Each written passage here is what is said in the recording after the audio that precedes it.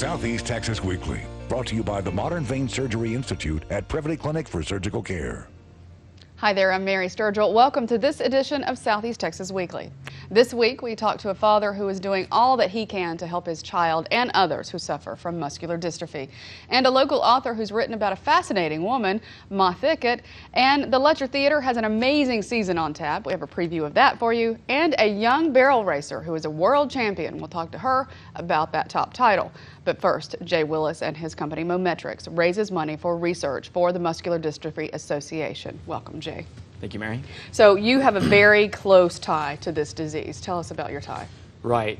So we have an 8-year-old son, Benjamin, who has a form of muscular dystrophy called spinal muscular atrophy. Okay. And when he was about 2.5, he was diagnosed. And it's the condition, his brain works great. In fact, he's a very bright boy. And his muscles actually function fine, but he eventually loses communication between the two. Okay, so some people describe it as, you know, your brain is going at normal pace, but your body is like way behind. Right, right. It's essentially just the little carrier signals that go between your brain and your muscles. Those eventually die off. Okay. Because there's a specific gene that his body doesn't have to produce a protein that feeds those little Gotcha. yeah. And so this is a picture of little Ben when how old is he in this picture? That's his newborn picture, actually. He was still in the hospital Yeah. when we took that one. Yeah. How old was he when you found out that he had this disease? He was 2.5, about Okay. 2.5. What did you notice about his progression that kind of clued you in that something was going on?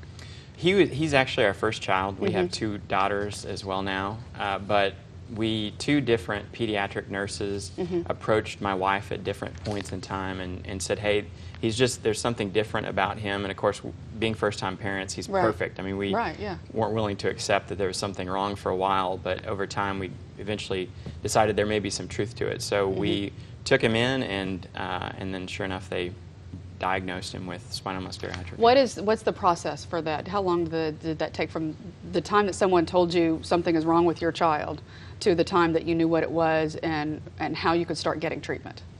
The neurologist was pretty confident that it was, they actually had it narrowed down between Duchenne and spinal muscular atrophy, which are both types of muscular dystrophy. Okay. They just weren't sure which one. Right. They have a test that can eliminate Duchenne within about 30 minutes after the blood test. The other, though, the spinal muscular atrophy, it takes about 6 months in order to get the results back. Yeah. So it takes a while. Yeah. So it's probably two that months, had to be extremely difficult, waiting just to see if they were right or if they were wrong, or did you have some indication at the beginning that, oh, we're probably going to be dealing with this, we need to start getting ready for this? Once they confirmed that it wasn't Duchenne, we were about 95% sure that it probably was spinal muscular atrophy. So that's really the point where we're pretty confident that's what we were dealing with. Right. How is he doing today? He's doing well. When I was on your show back in December, he was able to actually get himself up from bed, walk all the way across the house, all by himself, completely unassisted, and just probably since about May, he's now only able to take maybe 2 or 3 steps, and that's it. How does that affect him in his daily life? Can he play with other kids? Does he go to school? It is a challenge. We actually homeschool. He goes to Veritas Classical Academy 2 days a week, and then we homeschool the other 3. But certainly it's changed a lot. I mean, we don't feel comfortable leaving with babysitters a whole lot because then they have to lift up on him, and he's not comfortable with other people taking him to the restroom, and things like that are a little more challenging, certainly now that he's less mobile. Yeah.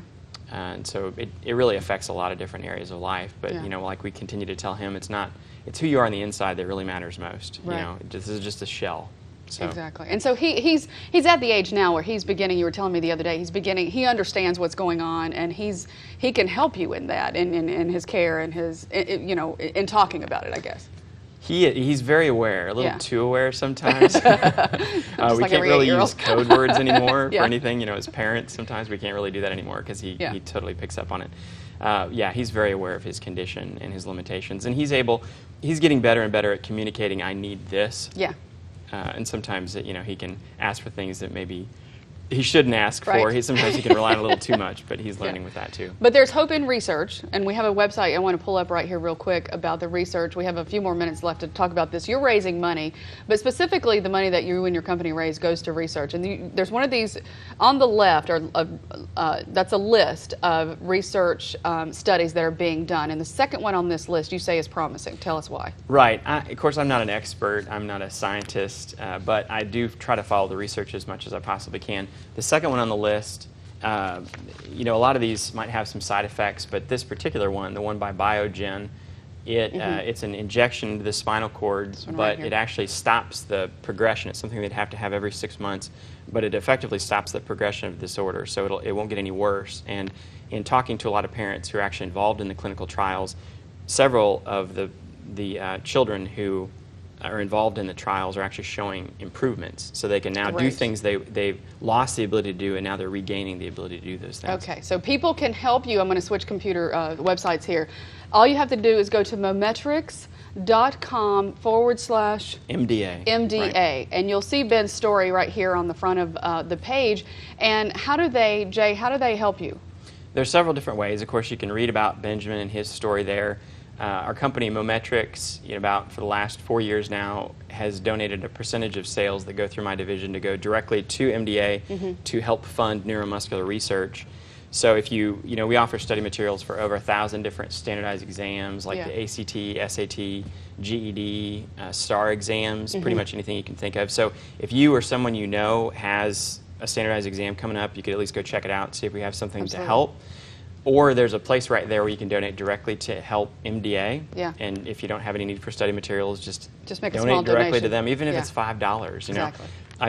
I waste $5 on so many different things. Starbucks every day. But if a lot of people donated just $5, Right. then that would go a long way toward helping out with research. Or at a minimum, if you just shared it, there's a place on the page where you can share it on Facebook or LinkedIn or Right. Twitter. Spread Just the share word. it with other people, right? Yeah. Because you never know who might help. Absolutely. Jay, thank you so much. Thank you, Mary. I appreciate it. All right. Again, if you would like to help, just go to Mometrix website and you'll get the information there, and of course share. And after the break, we talk to a local author who writes about a fascinating woman. We'll meet Michael Gracie, and he introduces us to Ma Thicket. That's after the break.